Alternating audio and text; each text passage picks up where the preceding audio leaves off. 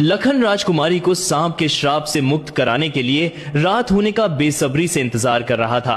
हाथ में धारदार तलवार, आंखों में चमक, वह राजकुमारी को नजर में रखकर कुछ दूरी पर बैठा रहा। जैसे ही राजमहल की घड़ी ने रात के ठीक 12 बजाए, राजकुमारी के होंठों के बीच से भयानक फुफकार के साथ वो सर्प बाहर निकला और उसी पल लखन ने बिजली सी तेजी से तलवार चलाई।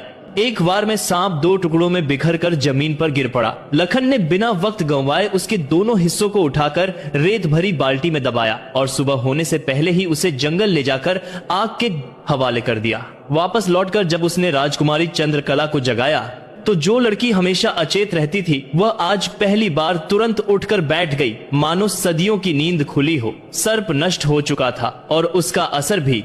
लखन ने उसकी तबीयत पूछी तो राजकुमारी खुद हैरान होकर बोली कि वह बिल्कुल ठीक है। उधर राजा चंद्रसेन रात भर सो नहीं पाया था। सुबह होते ही वह घबराहट में राजकुमारी के कक्ष में पहुंचा और अपनी बेटी को जीवित, स्वस्थ और मुस्कुराते देख उसकी आंखों से खुशी के आंसू बह निकले। राजा ने हाथ जोड़कर लखन को धन्यवाद दिया। वचन निभाते हुए अपनी बेटी का विवाह उसी वीर योद्धा से कर दिया। आधा राज्य देने की बात पर लखन ने स्वाभिमान से इनकार कर दिया, जिसे देखकर राजा और भी प्रसन्न हुआ और ढेरों धन दौलत देकर चंद्रकला को विदा किया।